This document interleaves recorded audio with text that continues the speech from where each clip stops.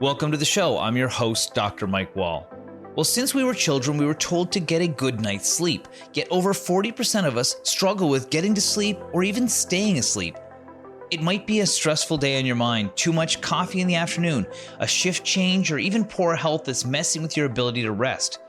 You might have tried counting sheep or medications, had a sound machine or blackout blinds, or just decided to turn the TV instead of tossing and turning all night. Well, whatever the reason, many of us struggle with sleep, even though we all know deep down that it's essential for our health. World Sleep Day is March 18th, and it's organized by the World Sleep Society, an international association whose mission is to advance sleep health worldwide. They help educate our population on important questions like, how does the quality of sleep help maintain mental health? How might better sleep help people focus throughout the day? And how might fatigue weigh us down physically, mentally, and emotionally? So today we're talking about sleep, and fortunately we have two very special guests with us. First, we have a colleague of mine from Memorial University, Dr. Sheila Garland. She's a professor of psychology and an expert in the area of sleep research. She runs the Sleep, Health, and Wellness Lab at the university. After we speak with Dr. Garland, we'll chat with Dr. Julie Carrier, who's regarded as a leading researcher in the area of sleep at the Center for Advanced Research in Sleep Medicine at the Université de Montréal. She's also one of the minds behind the Sleep On It campaign from the Canadian Sleep Society. Together, these two experts will help us understand the many reasons why sleep is a foundational pillar of human health and why to function at our best, we need to get enough rest. Let's check it out. Hi, Dr. Garland. Welcome back to the show. Thank you so much for having me. Well, today we're talking about what you study, and that is sleep. Can you tell me a bit about what you do at the university, what your role is, what your research is? Certainly. So I'm a registered clinical psychologist. So my training actually affords me the opportunity to help people sleep better. So I have a private practice where I work with people who have sleep disorders. I also have an active research lab where we investigate the role of sleep in important other functions such as mood and cognition. And then I also teach. So I teach in the Department of Psychology. So I think I do a little bit of everything in my position at the university. That's perfect. It's great to wear many hats, especially we're talking about a topic like sleep, because there's so many dimensions to it that we're going to go into today. You know, the big question, I guess, for a health and wellness show is sleep important to our health? So I think maybe I take the pretty fundamental position that sleep is one of those pillars for health that has largely been ignored.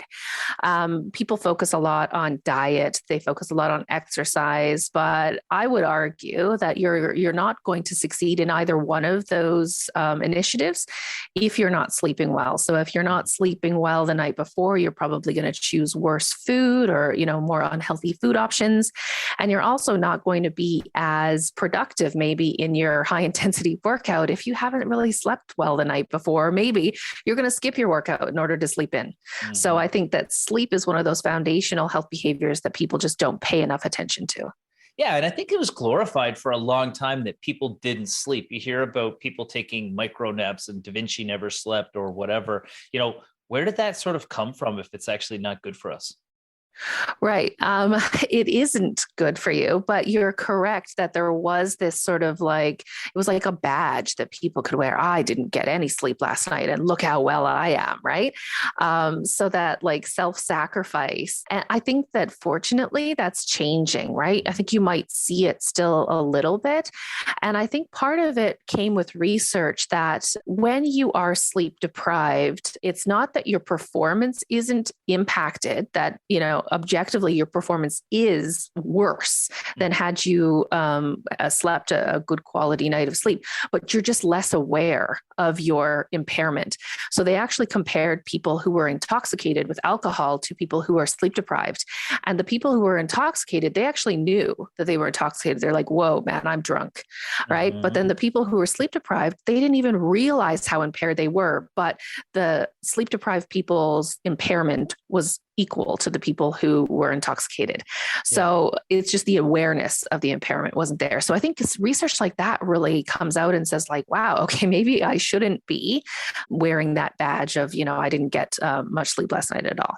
Yeah, that's so true. We talk about we'd never operate a vehicle if we were intoxicated, at least we shouldn't. And I used to work on oil rigs where people would roll out of bed and be at work 2 minutes later because they can get out of bed late, throw their clothes on, and then be working with heavy machinery while they're still half asleep. And so obviously that makes a difference. Have you, before we get into some of the sleep disorders, have you run into things like that as being an issue for people? Oh, certainly, right. And some industries are doing it a lot better than others, where they have any safety critical operations, whether they're saying like you have to have a certain amount of days off before so you can recover before you're able to come back to work. But that's the industries making those mandates. The people still have the choice of whether or not they're going to allow themselves sufficient sleep when they do have those opportunities. So I think still as a society, we need to take ownership for making sure that our own sleep health is optimal. That's right. I mean, and that's the thing. So somebody gets given an opportunity to sleep, but sometimes we can't sleep. So what are some of the common reasons why people struggle with sleep? So probably two of the most common sleep disorders. One is, I think, maybe more common in the popular media. That's insomnia. So I deal a lot with people with insomnia. And so that is basically the dissatisfaction with sleep quantity or quality, characterized by difficulties falling asleep, staying asleep, or waking up too early. And for it to be a disorder, because that happens to everybody once in a while, right? But for it to be a disorder, it needs to happen more often than not. So it needs to happen at least 3 nights per week for at least 3 months for it to be considered insomnia disorder versus just maybe, the occasional night of difficulty sleeping. So that's really, really common. Now about 12 to 15% of the general population might have insomnia disorder, but people who have insomnia symptoms or the occasional night that, depending, I think in COVID, the rates were like, 50%, 40 to 50% were having, difficulty sleeping at least occasionally. The other one that's probably not as popularized is obstructive sleep apnea. And I think that this one is probably even more detrimental to your overall health, both physical and mental health. And it does not get the attention that it needs to, but especially in a province like Newfoundland and Labrador, where we have rates, really high rates of obesity and cardiovascular disease, obstructive sleep apnea is a huge unrecognized problem. That's right. And maybe you could describe some of the signs and symptoms of that, because from what I've heard, you can wake up many times a minute when you've got this condition. Yeah, so obstructive sleep apnea is a partial or full blockage of the soft tissue in the airway. And so, this, as we're going into deeper stages of sleep, our muscles relax. So the diaphragm is forcing the airway back open as a way to prevent ourselves from actually stopping breathing during the middle of the night. So these apneas or these pauses in your breathing, you're absolutely right. They can happen multiple times, 45 times an hour. And so, you might have symptoms where snoring does not always equal apnea, but people with apnea usually do snore, right? So It's not always like that. But you can wake up in the morning, you can have dry mouth, you can have headache. A lot of the time, people might have like a larger neck circumference. They might be carrying excess weight. They might also have high blood pressure, because this is really, really hard on the heart. And excessive daytime sleepiness. These are the people who, given 5 minutes at a stoplight, they might actually be closing their eyes and nodding off. So it's the excessive daytime sleepiness, where with insomnia, you don't necessarily see that same sort of like excessive daytime sleepiness. They're not the ones that are likely to fall asleep. They're the ones likely to report being tired or fatigued, but they're not the ones that are likely to fall asleep. It's the people who have obstructive sleep apnea that are likely to be falling asleep. Right. Okay. Because their brain wants to sleep as opposed to maybe something with insomnia. Okay. You talked about like insomnia not being a disorder unless 3 months, but people do have periods of time when they struggle with sleep. How does levels of stress or the environment somebody's in, because COVID strikes me as a very stressful time for people? Yeah. So I think like insomnia can be adaptive, right? In the short term, insomnia does is it keeps us awake. It keeps us awake to solve problems. It keeps us awake to kind of deal with what we have going on. So in the short term, insomnia can be adaptive. It's basically, if you think about it as like a fight or flight response, right? So when stress comes on, our fight or flight system kicks in. And so all those stress hormones, they're basically saying, all right, you have stress. Here you are. We're allowing your body to deal with it. In the short term, that might be adaptive, but in the long term, it's not adaptive. And we also know that making certain decisions when you're not sleeping or in the middle of the night is not very good because we don't make very good decisions. So oftentimes if we were able to sleep after a night of good sleep, we actually can see things a little bit more clearly and make better decisions after having slept. That's perfect. So note to all of our listeners, don't send text messages late at night or respond to angry emails. Exactly. It's saying like our body is physically able. It doesn't mean that we make the best decisions. Right. Yeah. So, Cool. yeah. I understand that. That makes sense. So you've got one condition that keeps us awake because we're going through stress. We need to solve problems. Another condition that keeps us awake because our body isn't allowing us to sleep. What impacts did these have on our overall health and wellness? Mm-hmm. So with something like obstructive sleep apnea, it is clear, right? So like the cardiovascular risk that's associated with obstructive sleep apnea is really, really significant.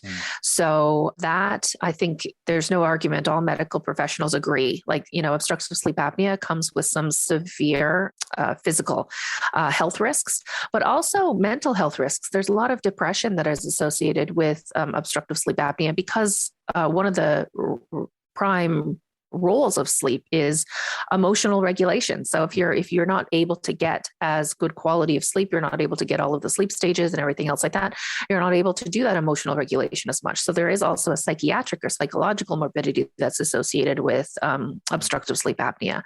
With something like insomnia, the research is less clear as far as whether there are physical consequences associated with insomnia, because insomnia doesn't always mean insufficient sleep duration.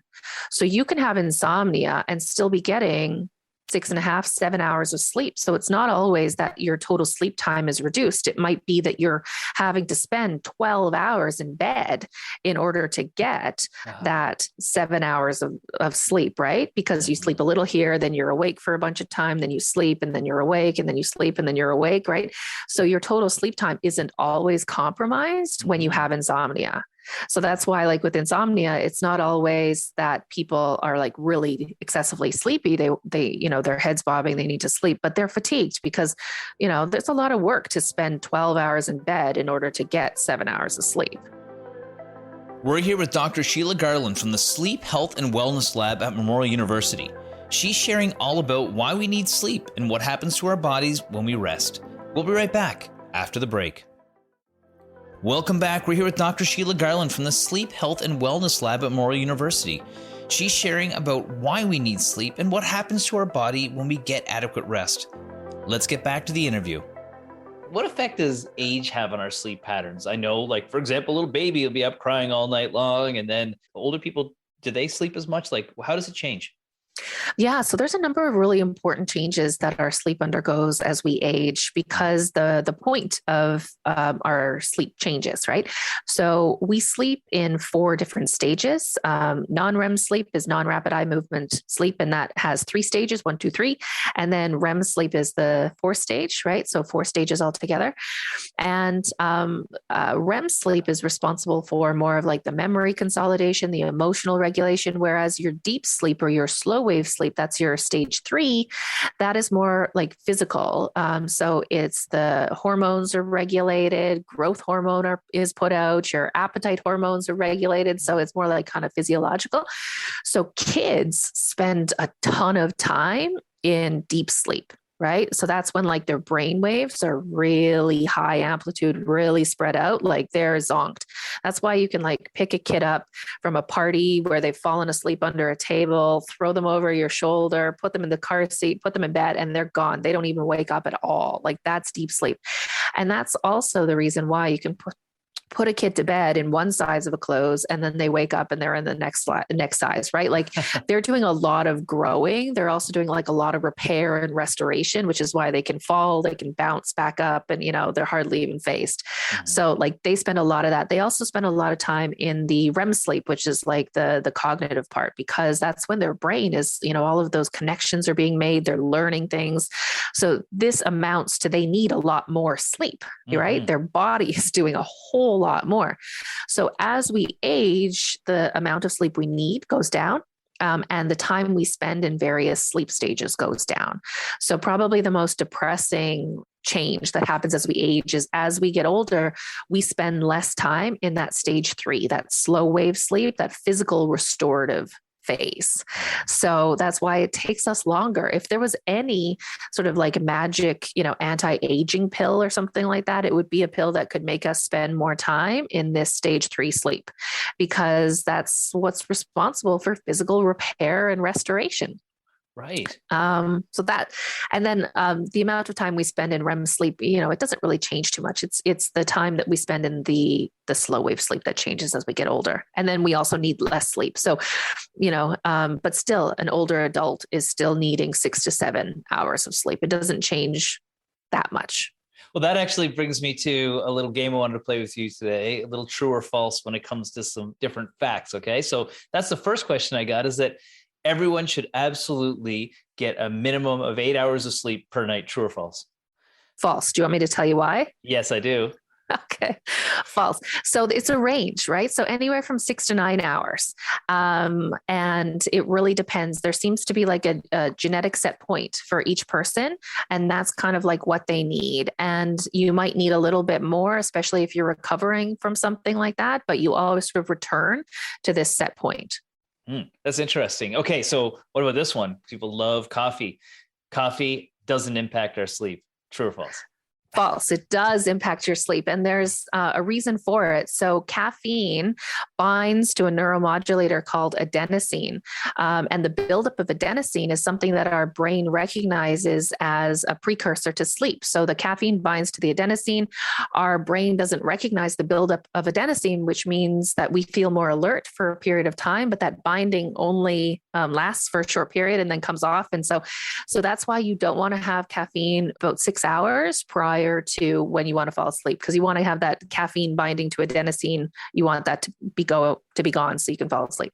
Wow, that's interesting. See, for anybody listening, I was a bit of a coffee addict. I love coffee. I love all types of coffee, fancy coffees, but then the basic coffees. I gave up caffeine about 3 weeks ago and only drinking water instead. And my energy levels are actually significantly higher and my sleep quality is significantly better. So even from somebody— And did you have headaches for a period? No, not one bit. It's very strange. I think I'm very lucky. I had 0 caffeine withdrawal and I was drinking, 3 coffees a day at least. So, it was a good chunk. Yeah. Okay. So here's another one. Not everyone dreams. false. Now, so because it's something that your brain does naturally, you may not remember it. And there are certain caveats. So like if you're on certain medications that can impact, but without those caveats, everybody dreams. You just may not remember it because you wake up farther from a REM episode. So like sleep is amnestic, right? Like you can wake up and not remember having woken up because you sleep. And then, there's that period of time where you don't encode that behavior or that experience. So, but yeah, false. Everybody dreams. You just probably don't remember them. Awesome. Okay. People have a drink before bed sometimes to like a nightcap to help them get to sleep. So does alcohol help us sleep better? So alcohol helps with sleep onset. So it can help you fall asleep faster, but it's going to cause you more awakenings during the night. So it's going to help with sleep onset, but not help with sleep maintenance. So if you're going to do anything, have it to relax you with food at dinner time and skip the nightcap. Wow. Okay. That makes sense. Okay, good. And we had a whole episode on some of the risks of alcohol the other day. So everybody should be reducing it just a little bit. Okay. A couple more here. Napping helps to recover lost sleep. Yes. And especially if done strategically.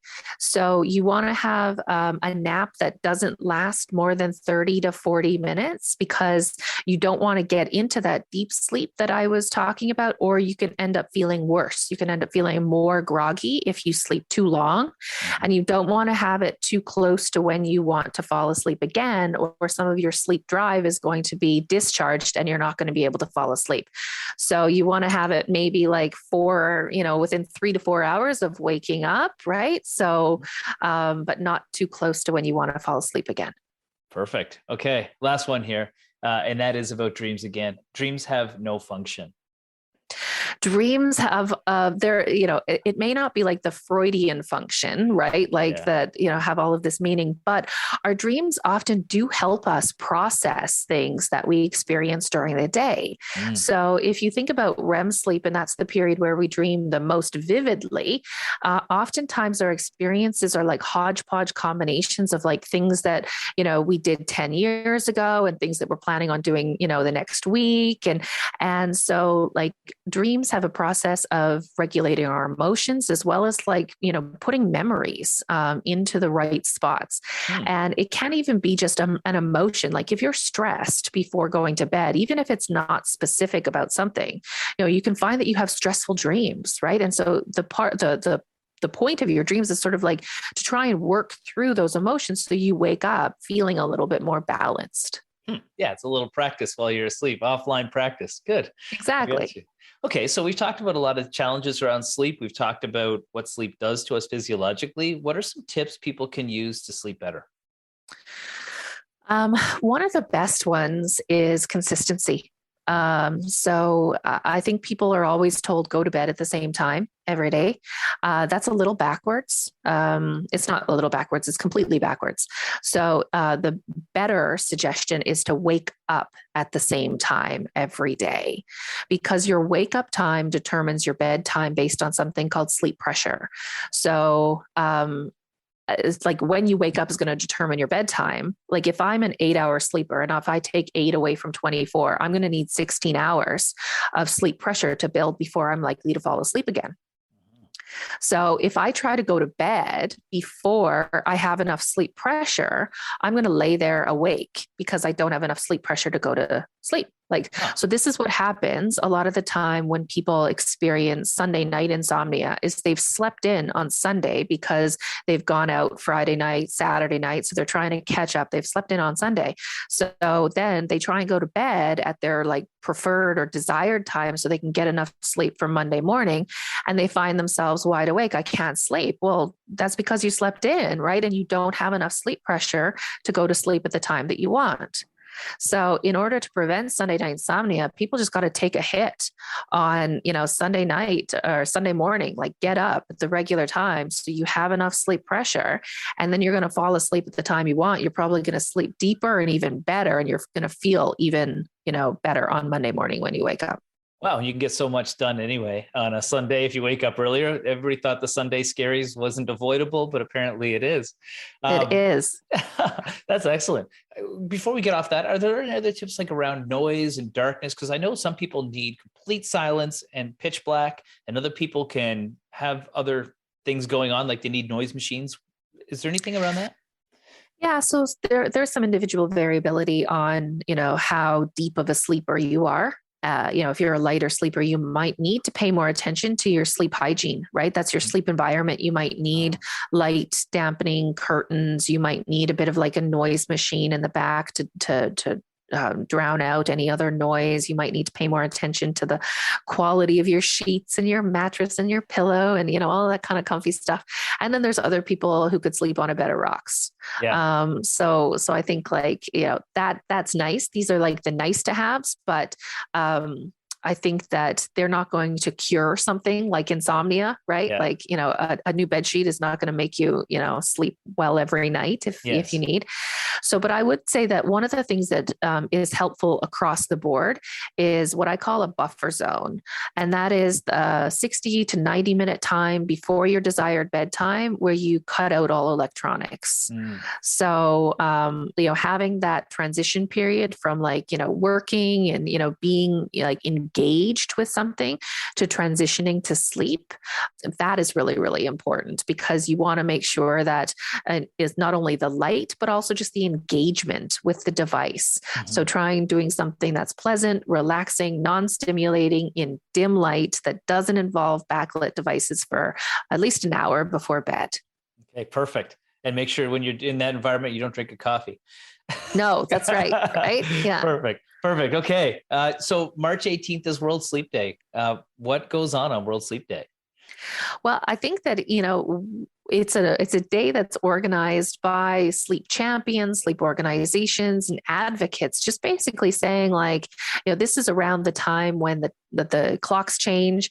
And so it is a good time for people to start prioritizing, paying attention to their sleep. So it's primarily to raise awareness and to put it there in front of people to maybe start thinking about their sleep a little bit differently. And so we're closing up here, but any last thoughts you want to share to people that are out there listening and might struggle with their sleep? I would say that, if it's happening more than it's not, there are ways to get help. Right. And so whether that be consult a sleep expert, consult your family doctor, but because it can do so much for your physical and mental health after getting your sleep back on track, I think it's worth the investment. Excellent. Well, thank you so much for taking the time to come here and share all your amazing information with us today. I'm sure I'll be knocking on your door again for another visit to the show. Absolutely. You're welcome anytime. That was Dr. Sheila Garland, professor of psychology at Memorial University. When we come back, we'll chat with Dr. Julie Carrier, who's a sleep researcher at the Université de Montréal and one of the creators of the Sleep On It campaign from the Canadian Sleep Society. We'll be right back after the break. Welcome back. We're here with Dr. Julie Carrier, who's a sleep researcher at the Université de Montréal and one of the creators of the Sleep On It campaign from the Canadian Sleep Society. She joined me to share all about the amazing resources they have for people to help improve their sleep and function at their best. Let's check it out. Hi, Dr. Carrier. Welcome to the show. Thank you. My pleasure. Well, today we're talking about something that you have studied very well, and that is sleep. And you have begun what's called a Sleep On It campaign. But before we get into the specifics of that, I'd really like to ask that broad question. What is sleep and why do we need it? It's a very interesting question. And actually, it's exactly the two questions that you ask me are exactly the two questions that I was asking myself more than almost 30 years ago when I felt in love with the field. And I felt in love with the field quite rapidly in my career. Actually, my first research experience as I was doing my bachelor was in the sleep lab. And it was totally not predicted. Like I felt after that so much in love that I decided to dedicate my life to sleep. But at that point in time, we didn't know much about sleep. We knew that when you don't sleep well, you do not feel well. But if you were asking people why we needed to sleep or what is sleep, they knew what was sleep. So they knew that sleep is the time during the nighttime for the human where you are out of it and that your brain is having those weird sleep stages. So the sleep stages were discovered in more than 50 years ago. So we knew what was going on in the brain at that point in time, but we really didn't have the good idea of how important sleep was. Actually, 30 years ago, there were still studies that were trying to make people having less need for sleep. So it was a time that some people were saying, well, sleep is interesting. It can be a time where you are spending less energy, but the big function of sleep were not known. So since actually my postdoctoral studies, I decided to get oriented on trying to understand how sleep was changing across the lifetime, because it was known at that point in time that sleep was changing. So, I mean, your sleep is changing since you are born. I mean, for every time you are celebrating your birthday, your sleep changed a little bit. Mm-hmm. And we knew at that point in time that in older individuals, they had more problems associated with sleep. So as you get older, you will wake up more often during your sleep. You have plenty of other changes.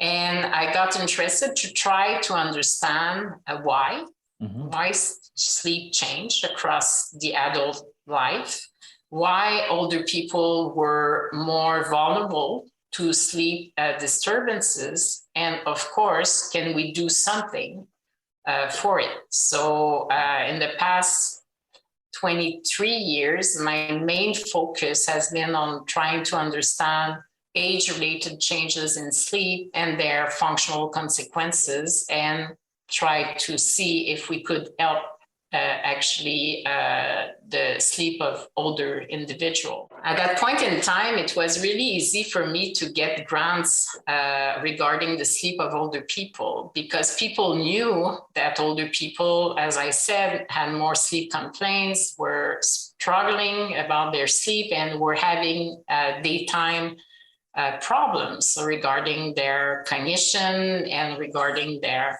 vigilance level and alertness. But what is sad now, and that will bring out the Sleep On It campaign at some point, what is very sad now is at that point in time, I was able to tell the granting agencies, the poor older people, they have sleep problems, their sleep is more vulnerable, so we need to do something, because their daytime vigilance and daytime life quality was disturbed by those sleep changes. But then now, do you know what is the group of people that is more struggling with somnolence and with vigilance problem? The younger? No, is it the younger? It is. Younger people. And why? And this is the saddest thing in my life. It's even though when you are young, that doesn't mean that the young do not have sometimes some struggle with their sleep or some challenges with their sleep. But if you look at the sleep of a young individual, I would say less than 40 years old, it's beautiful. I mean, the person has a lot of deep sleep. They will not wake up often. Their sleep is very resistant to any kind of interference. They can sleep over, they can sleep at different time. Yeah. But the problem right now is that, when I told you that 20 years ago, we didn't know that sleep was that important for health.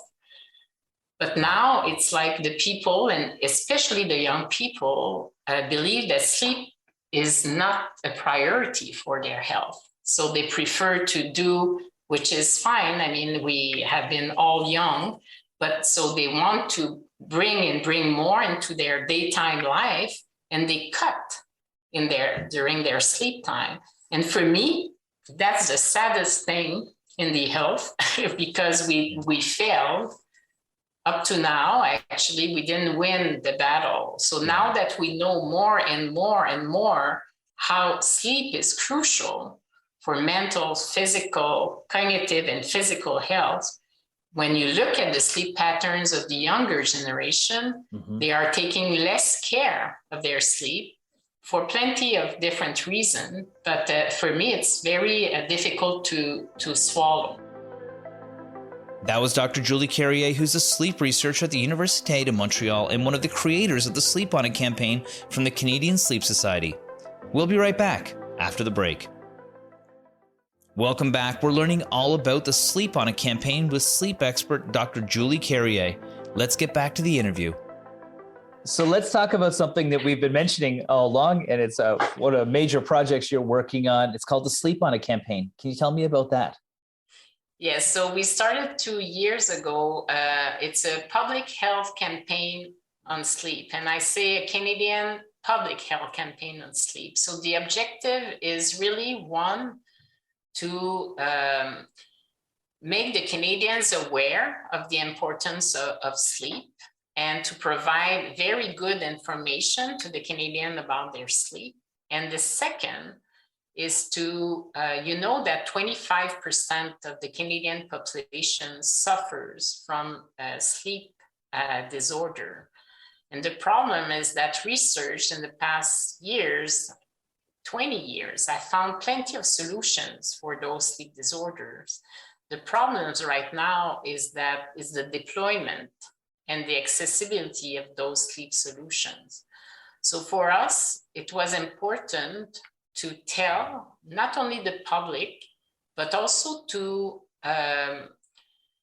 build a relationship with all the parties that can help us to deploy solutions for the Canadians regarding their sleep.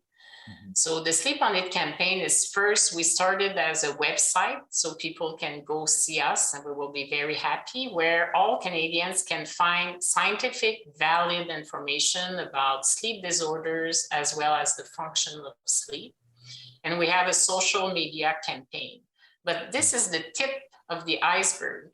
The real objective is really to build relationship with the government, with the school system, with the health system, in order to be deploying solutions for Canadians that are having difficulties where the sleep-wake cycle. And as I said, for instance, insomnia, we know since decades how to treat insomnia, what are the best ways of treating insomnia. The problem is that the Canadians do not have access to a psychologist, for instance, or even if they try to find solutions where their medical doctor, they do not have necessarily all in their hands the pharmacology that could help them out.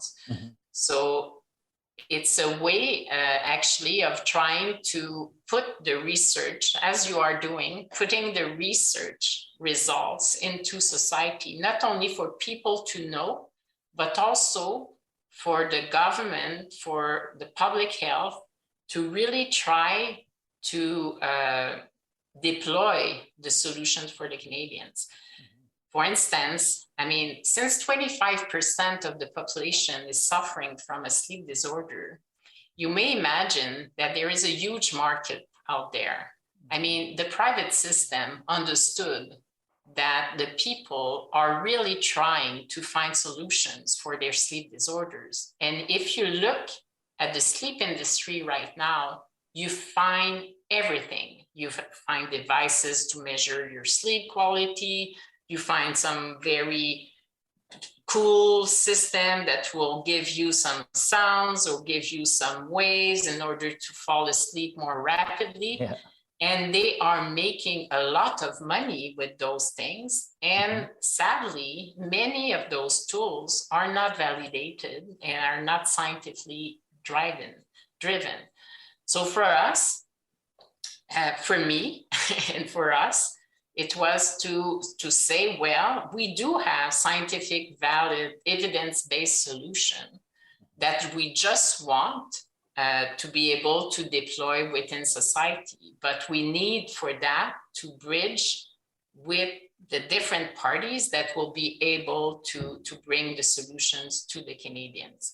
So this is the start of the Sleep On It campaign. So the website, please go, it's very interesting, and we will continue to add stuff to the website. We are bridging actually with the private sector, for instance, and with the government also to try to deploy sleep across society.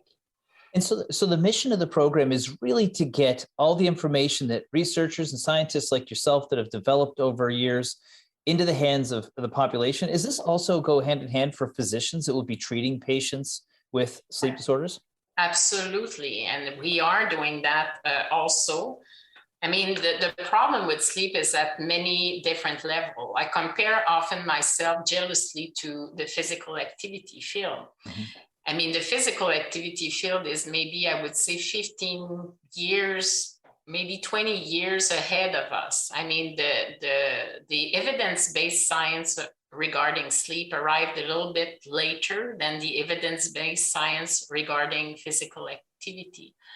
But for physical activity, I think people have a better knowledge and know better, not that it's working entirely, as you mentioned, like for instance, the obesity increasing, but people already know and are convinced that nobody will brag about the fact that they are not physically active. I mean, it's not viewed positively.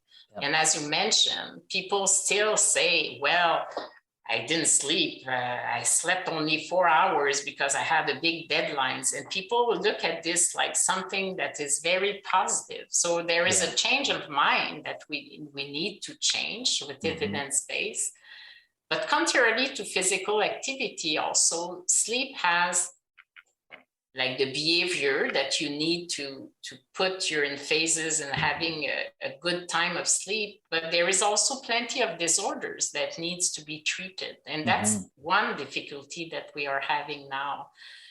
And we will need to be very creative with the solutions. For instance, I discuss about insomnia and the use of cognitive behavior therapy, for instance, that is probably the best way to treat insomnia, though not many people has access to a free psychologist. Yeah. So then this is why some relationship with the private sector can be very positive, because we can think also of different ways of delivering this psychotherapy, behavior therapy. Yes. But for this, the sleep community need to bridge with society in order to deploy their solution to society.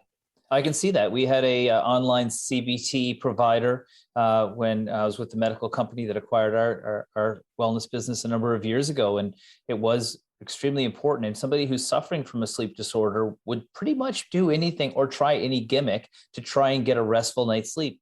Well, we're starting to wind down here, but I'd be remiss if I didn't ask you some parting advice. If somebody is listening and they struggle with sleep or they have a diagnosed sleep disorder of some sort, what advice would you give them? Well, the first thing is try to find solutions. But I do admit that the solutions are not always easy to find. But the first thing is to discuss with your health practitioner. It could be a doctor, a nurse, it can be your pharmacist, but try to discuss that. You can go see our website of the Sleep On It campaign to have valid information.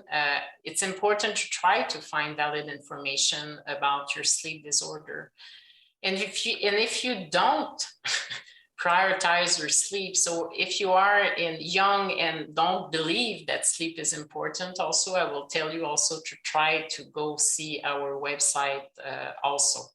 Yeah, exactly. I think that people that stay up all night long playing video games and drinking energy drinks might be putting themselves back for long-term health. Well, well, Dr. Carrier, thank you so much for taking the time today. I know you're very busy, but I really appreciate you sharing all your expertise with us today and all about the Sleep On It campaign. Thank you. Thank you to Dr. Garland and Dr. Carrier for joining me today. If you want to learn more about how you can sleep better, you can visit the Sleep On It campaign at www.sleeponitcanada.ca. Sleep is an integral part of our health, and to function at our best, we need to make sure that we're getting adequate rest. I hope that our chat today will help or at least set you on the right path to better sleep. Well, thanks for joining me. I'm your host, Dr. Mike Wall. We'll see you back here next week for another episode of the Wellness and Healthy Lifestyle Show on your VOCM.